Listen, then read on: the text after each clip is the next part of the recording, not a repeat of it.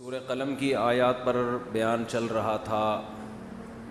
آج بھی انہی آیات پر بیان کر کے کوشش کروں گا یہ سورت کو میں ختم کر دوں.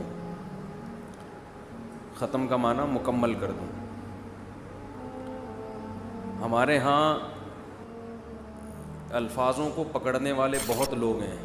یہ بہت بڑا ایک مذہبی طبقے میں ایک ٹینشن بن چکی ہے یہ چیز کہ آپ نے کو ختم کیوں بولا, تکمیل. یہ ٹوپی ڈرامے چھوڑ دو, سمجھ رہے ہیں نا, فضول باتیں. اس سے مذہب کو مشکل نہ بناؤ, عمل کو فوکس کریں. یہ جو مذہبی لوگ فتوے لگاتے ہیں نا ذرا ذرا سی باتوں پہ, گستاخی کے فتوے, یہ آپ کے لیے عذاب جان بن جائیں گے. خود مذہبی لوگوں کے لیے عذاب بن جائیں گے, کیونکہ ایسے الفاظ ہر آدمی استعمال کرتا ہے. ذرا سی زبان کسی کی لڑکھڑا گئی, ذرا سی دائیں بائیں ہو گئی, یہ کیوں نہیں بولا, تو یہ والا لفظ کیوں نہیں بولا, تو یہ بے ادبی, یہ گستاخی. اتنا گستاخی کا مفہوم اتنا وسیع کر لیا ہے کہ آج آپ جن لوگوں پر فتوے لگا رہے ہو کل آپ کے اوپر بھی لگیں گے. تو ایسی غلطیاں ہمیں ملتی ہیں, اسلاف میں بھی ملتی ہیں. یہ لفظ کہہ رہے تھے تو وہ کہہ دیا, تو اس کے بجائے یوں کہہ دیا. بیان سے پہلے میں چھوٹی سی اس کی ایک مثال دوں. حضرت عبداللہ ابن مسعود رضی اللہ تعالی عنہ کو کسی نے بتایا کہ یہ جو حضرت خضر علیہ السلام اور موسیٰ علیہ السلام کا قرآن میں واقعہ ہے نا, کہ حضرت موسیٰ علیہ السلام کہاں گئے, خضر علیہ السلام سے ملنے کے لیے. کسی نے بتایا کہ فلاں شخص یہ کہتا ہے, حالانکہ وہ فلاں بھی بڑے عالم تھے, وہ یہ کہتے ہیں کہ یہ وہ والے موسیٰ نہیں ہیں, یہ کوئی اور موسیٰ ہیں. عبداللہ بن مسعود غضبناک ہوئے. انہوں نے فرمایا کذب عدو اللہ, اللہ کے دشمن نے غلط کہا ہے, جھوٹ کہا ہے. غضبناک ہو گئے کہ موسیٰ کلیم اللہ جو تھے ان کو کوئی اور موسیٰ بنا دیا.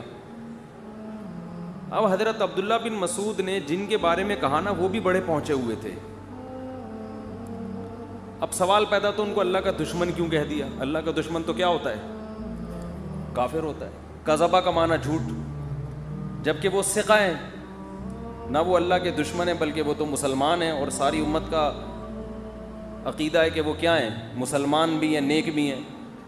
تو اب بہت سے لوگ عبداللہ بن مسعود رضی اللہ تعالیٰ عنہ کی بات کے مطلب لے کے اس کی تشریحات ہو رہی ہیں. ان کا یہ مطلب تھا تو یہ مطلب تھا. ہمارے حضرت نے فرمایا کوئی مطلب نہیں تھا, غیرت میں ایک بات انہوں نے کہہ دی ہے, ٹھیک ہے نا. اس کی حقیقت مراد نہیں ہے کہ آپ اللہ کے دشمن کا ترجمہ کریں اللہ کے لفظ دشمن کے ساتھ, تو دشمن تو کافر ہوتا ہے. بھائی ایک غیرت میں ایک بات کہہ دی کہ بھائی جو موسیٰ تھے وہ وہی موسیٰ ہیں, کوئی اور نہیں ہے.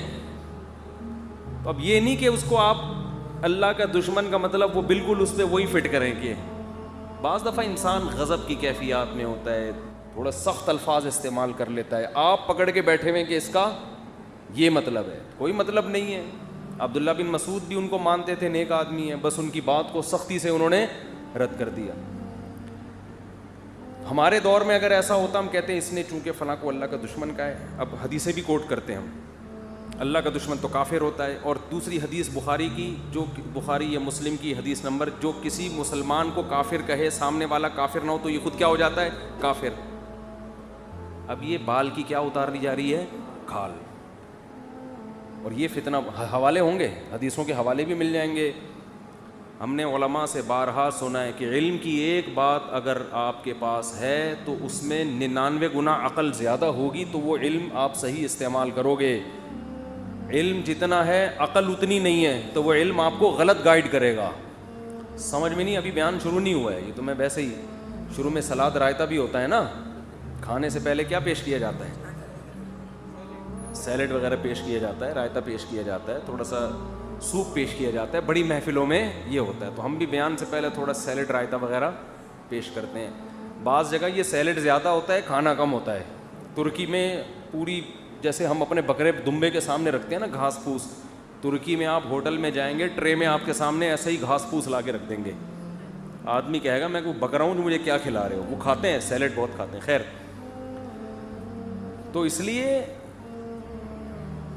جو لوگ امت میں جوڑ پیدا کرنا چاہتے ہیں ان کا علم کا بیان کرنے کا انداز مختلف ہوتا ہے. جو توڑنا چاہتے ہیں وہ بھی دلائل سب کے سیم ہوتے ہیں. ایک ہی دلیل سے آپ توڑ بھی سکتے ہو, اسی دلیل سے آپ جوڑ بھی سکتے ہو. یہ آپ کا مزاج ہے کہ آپ چاہتے کیا ہو. ہر دلیل میں یہ صلاحیت ہوتی ہے کہ آپ آگ بھی لگا سکتے ہو اور آپ لوگوں کو جوڑ بھی سکتے ہو اس سے. تو اس کی بہت ساری مثالیں ہیں, پھر میں دوں گا تو میرا ٹاپک سارا چینج ہو جائے گا. دیکھو اس کی میں ایک مثال دوں. اکثر میاں بیوی کی لڑائیاں ہوتی ہیں نا, لوگ سلو کرواتے ہیں. تو آپ کا پھڈا, میاں بیوی کا پھڈا ہوا, شوہر کو جا کے آپ نے شوہر کے حقوق سمجھانا شروع کر دیے قرآن و حدیث کی روشنی میں کہ تمہارا بیوی پر کے اوپر یہ حق ہے. حدیث کا ریفرنس بھی ہے, بخاری میں, مسلم میں, سارے ریفرنس بھی. پہلے ہی پھڈا چل رہا ہے ان کا, پہلے ہی آپس میں کیا ہو رہی ہے, لڑائی ہو رہی ہے.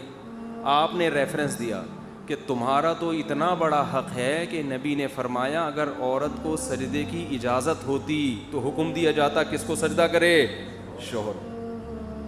بات بھی, حدیث بھی صحیح ہے, ریفرنس بھی صحیح ہے. شوہر یہ سن کر غصہ ٹھنڈا ہوگا یا بھڑکے گا؟ بھڑک جائے گا, یار ہمیں تو پتہ ہی نہیں تھا, ہم نے تو 2 لگائے, ہمیں تو 4 لگانے چاہیے تھے تھپڑ اس کے. میں اتنا بڑا آدمی اور اس سے تمیز سے بات نہیں کر رہی ہے, میں اتنا عظیم الشان انسان ہوں, ٹھیک ہے نا, میری اتنی ویلیو ہے کہ اگر سجدے کا حکم ہوتا کسی کو تو عورت کو حکم ہوتا کس کو سجدہ کرے, مجھ کو. اور میری بیوی سجدہ تو دور کی بات, تمیز سے بات نہیں کر رہی ہے, ایک دم تیش میں آئے گا صحیح بخاری کی روشنی میں, حقیقت بتا رہا ہوں. اور اب بیوی کو جا کے بھڑکایا آپ نے کہ نبی صلی اللہ علیہ وسلم کا ارشاد ہے خیرکم خیرکم لأہلہ. حدیث کا ترجمہ بھی آپ نے کیا, پہلے لفظی ترجمہ کیا کہ حدیث میں آتا ہے سب سے بہتر انسان وہ ہے جو اپنی بیوی کے لیے سب سے بہتر ہے. اگر تمہارا میاں گھر کے باہر لوگوں سے اچھی طرح سے بات کر رہا ہے, لوگوں سے مل رہا ہے, تمہارے ساتھ سلوک اچھا نہیں ہے, اللہ کی نظر میں 2 ٹکے کا آدمی نہیں ہے یہ. یہی مطلب ہوا نا, حدیث کا صحیح مطلب تو یہی ہے. اور ریفرنس سے بات کر رہے ہیں, ریفرنس. پھر آپ جو پہ اعتراض کرتے ہیں تم تو لڑا رہے ہو امت کو, کہہ رہے میں ہر بات ریفرنس سے کرتا ہوں. میں ہر بات کس سے کرتا ہوں؟ یہ الو بنانے والی باتیں ہیں.